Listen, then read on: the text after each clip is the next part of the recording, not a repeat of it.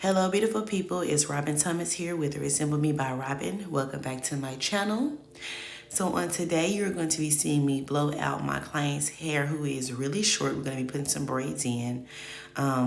These braids can be worn under a wig, under scarves. If your scalp allows it, it can be a foundation for a sew-in. It can be a foundation for crochet braids. But yeah, so you're going to be seeing me doing braids on super short hair, and I'm going to explain the best ways to do it, the things to think about, what to keep in mind, how to do it, what to look for, because it's not the same as braiding clients who have like 3 to 4 inches or more. So I'll say that her hair is probably in between, I'm gonna give it like 1 to 2.5 inches. So on the sides and the back is very short. So it's on the shorter side. So maybe like the inch hair, if that. And then the middle, like where I'm holding right now, it's where it kind of starts to get longer. And she definitely she did a big chop recently. She does still have a few perm ends there at the top. She said she's gonna get rid of those because they don't belong. But yeah, so what you see me doing right now first is blowing the hair out.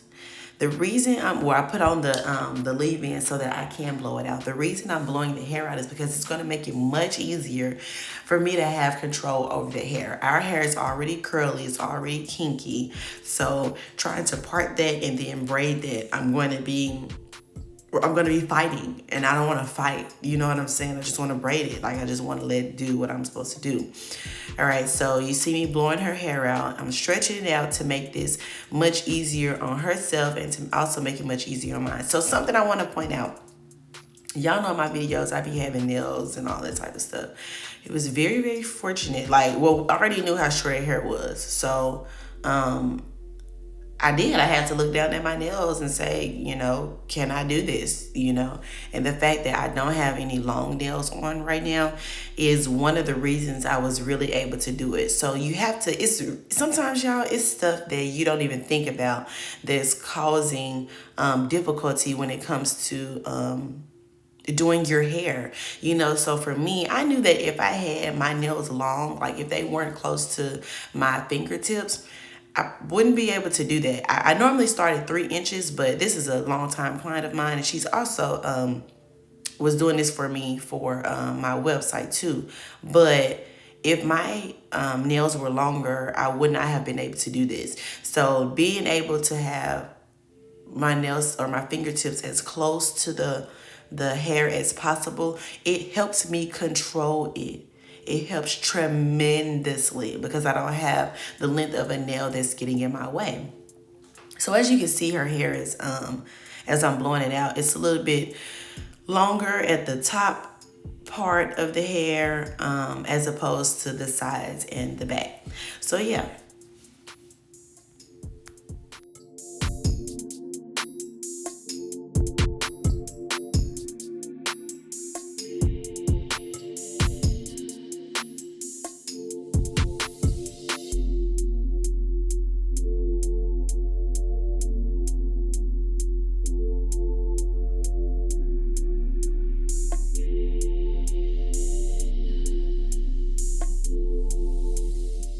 So once you've gotten your hair all the way blown out, you want to start parting it how you need to. Please take note, you're going to need lots of pins or clips like that. So you want the long and skinny ones.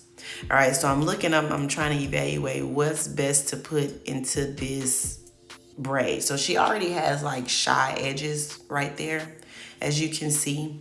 So you're gonna see me braiding over it, but I'm not necessarily braiding it. So I'm braiding, but I'm braiding past it. You also see that I'm trying to have a little bit of a length a little bit of thickness, excuse me, so that that perimeter braid isn't extremely skinny, but it does have to be thin enough to where I can braid it. So if you see this braid that or the part that I'm doing on the side of her ear, it's actually thinner than the parts on the side. And so all I'm doing is trying to, create a foundation. Now, using your products is very, very, very important. It's going to help place the hair out of the way. You see how much easier or how much cleaner the parts are because I'm using my gel. So you don't want to use a ton, but you most definitely want to use enough, because using too much can also interfere whenever you are trying to braid it.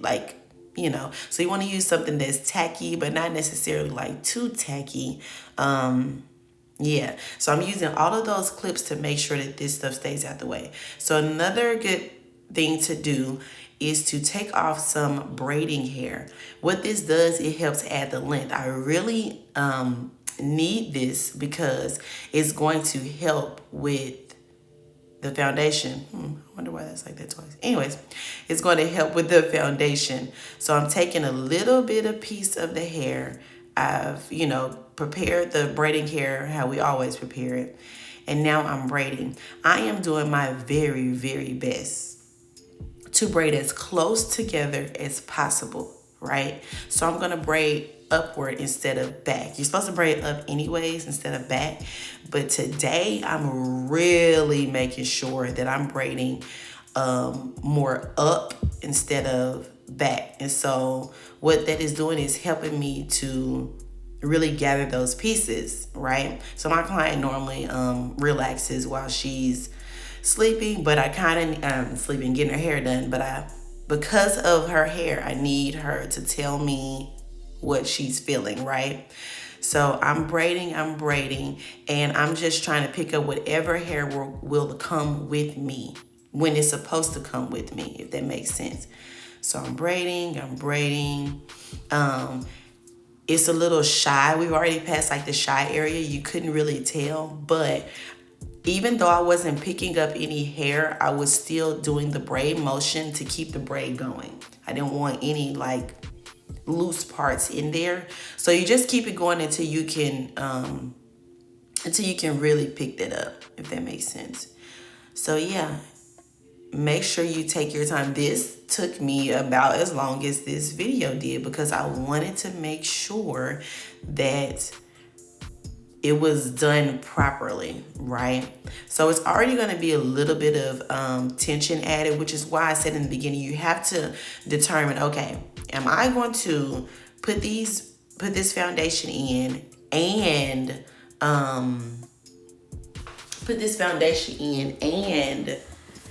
put a sew-in or something on top of it, or am I just going to do the braid foundation? What's going to be best for my current hair condition, So here's a better view of the side.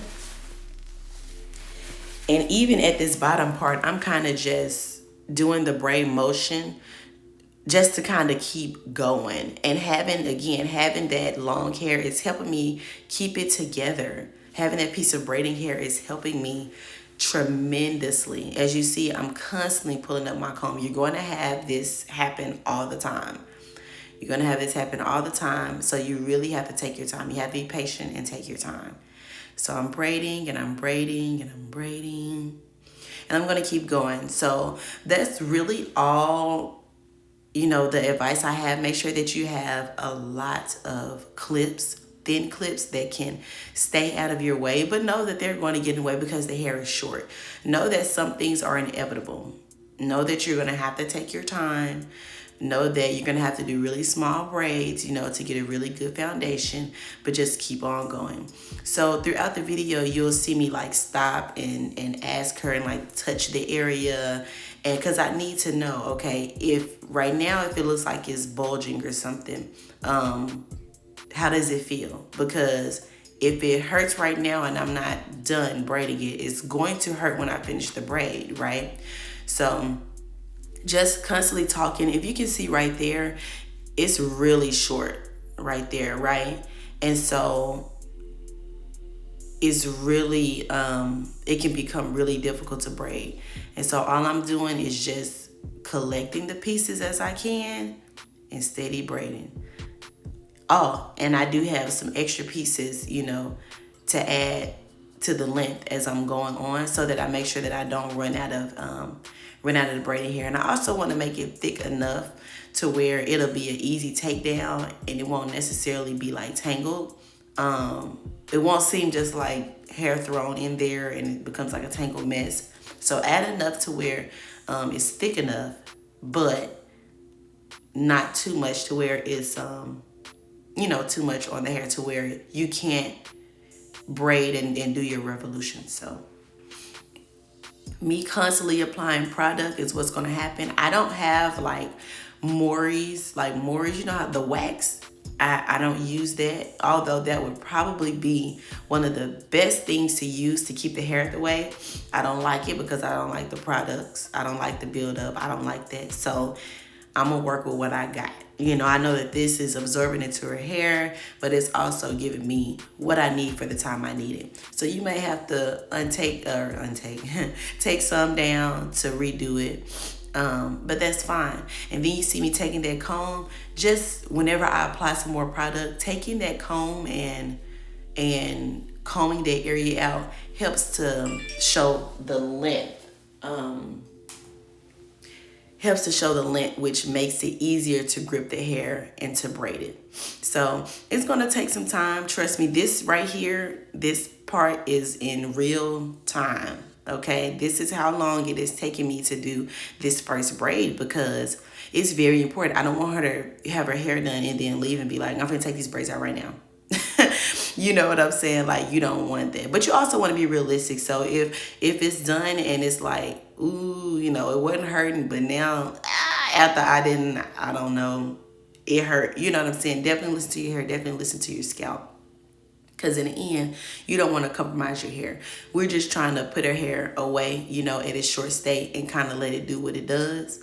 But yeah, and so I'm braiding. I'm making sure that those braids, or I'm braiding really, really close together. I'm trying to stitch extremely close together so that I can get a nice and secure braid foundation. You can't hear our conversations, but I'm always asking her throughout the whole thing, especially around her edge and temple area. How does it feel? How does it feel? How does it feel? How does it feel? How does it feel? How does it feel? How does it feel? How does it feel? You okay? Yeah, I'm good. Are you sure? Yeah, it's got a little red right here. Sometimes it happens to people's scalps. So you just have to ask. You can't just be like, well, they're not saying nothing. Listen, a lot of people grew up on the beauty is pain notion. Even though that ain't true, that's just how a lot of people grew up. So always communicate with your client to make sure that you're not hurting them, and try to get the best result as possible. So continuously adding product as needed. Try not to add too much product like at the beginning. So that was a very long braid. The length of it is very long. I'm not even done yet, and it's taking me a long time. To save product, you don't want to add a whole bunch of product to that whole thing. No, add some product as you go, because it's probably going to loosen up a little bit. So you don't want to have a chunk of product in that area. It's just not going to be good. So before you get to the area, like you just seen me, I didn't put nothing on the bottom of the back until I got to the bottom of the back. You know what I'm saying? So wait until you get to those places to put the product on, like right before you're about to braid it down. Have your comb there to comb it out to kind of help show the length of the hair as much as possible, so that it can be easier for you to braid. So I really, really, really hope that my tips are going to help you out if you have short hair and you're trying to braid it down for whatever foundation that you needed, whether you're doing a sew-in, whether you're doing crochet braids, or you just putting on hats, or you just need to have it, braided to, I don't know, walk around the house. Hey, folks still at the house, working, so whatever case you need it for. All right, I'm going to let you all watch the rest of it. I hope that you enjoy it. Please let me know if you have any other questions that I didn't get to. I was trying to think of, different things while doing this voiceover that I could possibly help you guys with. Oh, so one thing I want to say before I leave, I always, and whether I'm doing short hair or not, I always do my perimeter braids. I try to do two of them at least, going back and forth. So I do my perimeter on one side, going to the back, and then as you see me right now, I'm gonna do the other perimeter braid, and then I'm gonna bring another one across the back. But you'll see, I feel like this helps because our hair is not even in the back. Like, it goes thinner, like our neck, the width of it is smaller. I just feel like this helps with tension and pulling and stuff when we, y'all know how I be looking when we be trying to do the braids, straight to the back. And sometimes it get all clumped up and stuff. I just don't need those problems. So, yeah, that's what I do. But just keep doing the same things over and over again. Take your time. Talk to your client or feel what you're doing. Make sure you're not lying to yourself about if it hurt or not, because in the end, you want it to protect. You don't want it to harm. All right, so I'm gonna let you guys watch the video. I hope that you enjoy it. Again, leave questions. If you have some, I'll try to answer them to the best of my ability. Share this to somebody who may need it. Make sure that you subscribe if you're not subscribed, for constant videos, because I like to try to upload something at least once a week. And thank you all so much for watching. I hope you enjoy.